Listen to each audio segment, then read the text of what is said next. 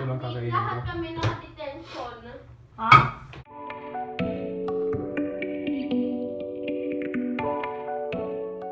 Okay, so isa nating subscriber nagtanong paano ko daw niluluto ang brown rice. Di ba brown rice kami? So, ipakita ko sa inyo paano ko niluluto.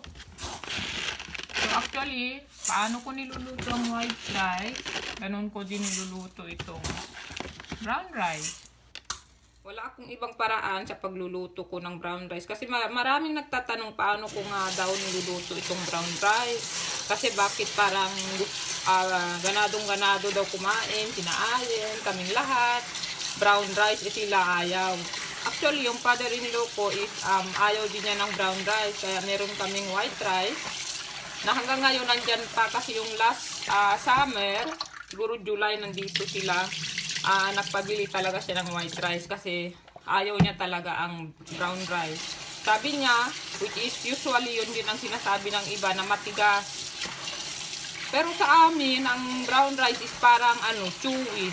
Kaya sarap na sarap kami kasi parang chewy ang dating sa amin. Hindi naman matigas, hindi chewy. Tingnan yung water ko, paano ko nilalagay. So, gaano ka dami yung rice. So, nandyan siya sa baba nitong line ng aking fingers. Ganyan, di ba? Nasa baba. So, yun lang din ang water ko. Ganyan lang din. Taasan ko lang ng konti. Umabot na hanggang line. Ganyan. So, ganun lang. So, hindi actually madami. Kung di pa, yung sa white rice, ganun lang din. Dito sa brown rice. Sa amin, hindi yun matigas. Siguro yun na yung sinasabi nilang matigas. Pero para sa amin, parang chewy siya. So, ayun lang. So, ayan. Luto na yung ating brown rice. So, ganito yung consistency niya after mong lutuin. Ayan. So, doon sa mga natitigasan talaga sa brown rice, yung iba ang sabi nila, binababa daw nila ng ilang minuto. And then, yung iba naman, dinadagdagan daw nila ng tubig. Ayun. So, para sa akin, para sa amin, pag dinagdagan ko pa yun ng tubig, yung kaninang measurement ko, nagiging parang malata na ang dating sa amin. Kaya ito yung pinaka tamang dami ng tubig. Yeah. So, siguro, lang sa amin, yung nagustuhan lang namin, nagkataon lang. Kahit yung kapatid ko, doon kami natutong gumamit ng brown rice kasi sila talaga yung nagba-brown rice. Sa Pilipinas, hindi pa kami nagba-brown rice. So, kasi tumira din kami sa kapatid ko 1 month bago kami pumunta dito. So, doon sa kanila, brown rice talaga. So, natuto kami doon. Buti na lang ang mga bata, acceptable naman nila yung brown rice. Actually, sa akin, mas gusto niya brown kaysa white. Si kuya naman, kahit okay lang sa kanya. Yeah. And then si Glenn ayaw din ng white rice talaga. So itong white rice dito na binili namin July pa last year. Dahil yung father-in-law ko nga ayaw niya ng brown rice. Hanggang ngayon, nandito pa rin. Kasi hindi talaga kami nagluluto ng white rice. Nandyan pa rin siya. Kasi hindi, ayaw namin ng...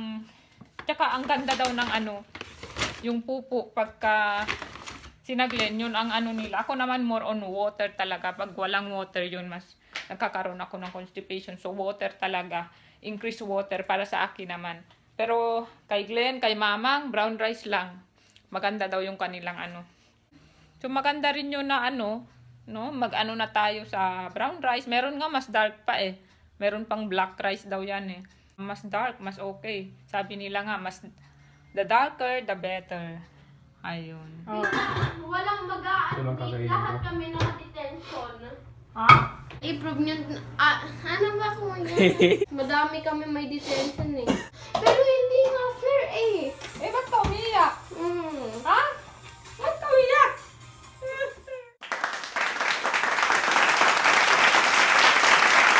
Nakakahiya yun eh. May detention ako. Baka unti lang babae na may detention. Puro lalaki. Aha. Tapos iisipin nila masama akong bata dahil lang din sa detention na hindi naman para sa akin. Ikaw sa akin na lang ni dati. Hindi si Mr. Robinson na magagawa niya yun. Nalaman ni Corinne? What? Gumanon sa akin, what? Gumanon talaga kasi sabi niya, how would you get detention for just clicking a nap? I done that once, but Mr. Cellini didn't give me detention. Kaya yung teacher na yun, Big deal pala ang detention. aha! Baka merong mag-spread ng rumor, hey, do you know, Ian's class got detention, ganyan-ganyan. Malalaman. Ba't si Kuya never naka-detention? Kasi hindi naman sama-sama ako eh. Ganda ng araw, maglalakad ako, Ben. Saan ka pa galing umiyak? Sa school back pa lang, umiyak ka na. Hindi naman ako umiyak. Nag-teared. Teary eye lang, parang tears of joy. Ano. Pero lahat ng kaklase ko, sabi, why is your eyes red? Hindi ko sa kanila sinabi na may detention ako. Half day. Okay.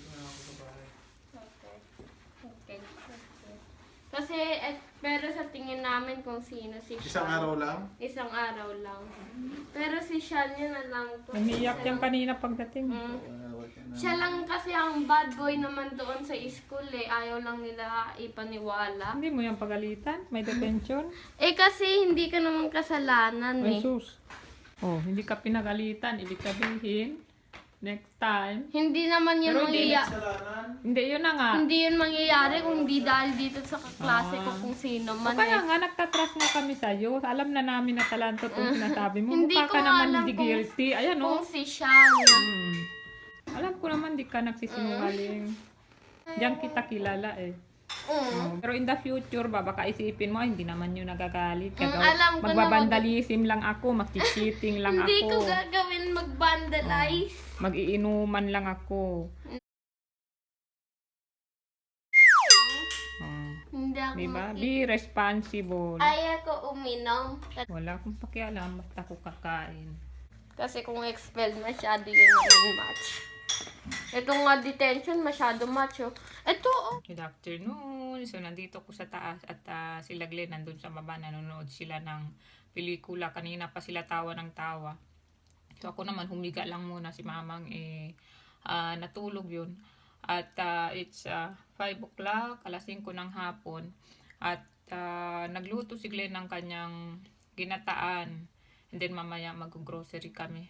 Mag-gym din kami pero kami lang dalawa dahil body combat. Ayun, so magsha-shoutout muna tayo. Unang-una isha-shoutout ko ang mag-asawang Harleen at Jade Cruz. Hi! Thank you for watching, Harleen. Ayan, and then hi din kay Ara sa mag-asawang Ara and Morris Lumibaw. Happy anniversary, 12 years anniversary daw nila. Itong araw na ito, May 18. Happy anniversary uli, Ara and Morris Lumibaw. Thank you for watching, Ara. And then hi din kay Maricel Palma, all the way from Qatar. Hi Maricel, thank you for watching. And then hi din kay Charish Corpus, all the way from Saudi. Hi Charish, thank you for watching. And then lastly, hi kay Kim's Vlog. Hi Kim. Ayan, so baba na muna ako at titignan natin yung ginataan na gawa ni Daddy Glenn. Nagluto si Glenn ng ginataan. Tapos na pala, Mang? Pagbaba mo? Luto na pala. Oo, ba't malapot masyado? Ito makapuno. Mayroon makapuno pala eh. Ito oh.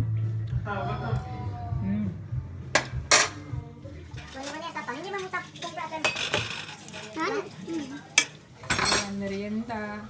Merienda tayo.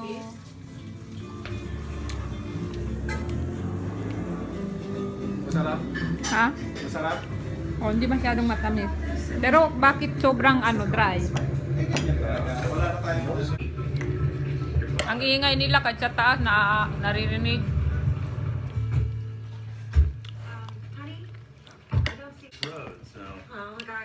Ube. In your bathing suits. Now! Looks like we... Tapunan pala ng maano ng ospital.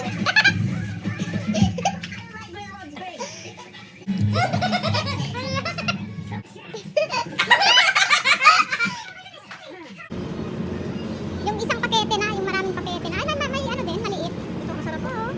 Ang pangit ng itsura pero masarap. Ha? Kuha ka lang po. Ayun. Mga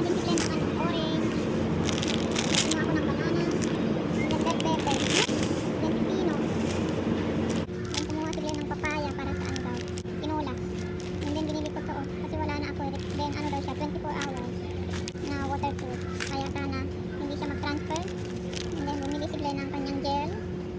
Luya. Then bumili kami ng Activia. Then mayonnaise na maliit lang. Then itong salsa. Pepper and mango salsa. White clam sauce. Parang ang sarap. Ikon ko lang sa garlic din pasta. Ano ko na?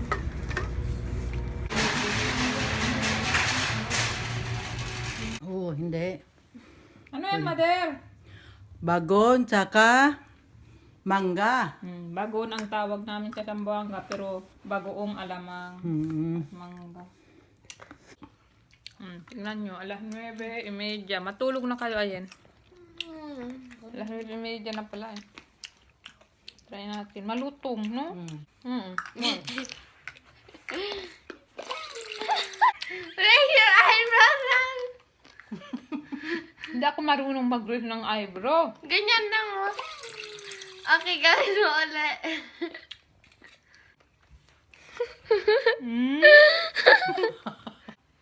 Ayan, so mag-good night na kami guys. Good night. Thank you for watching.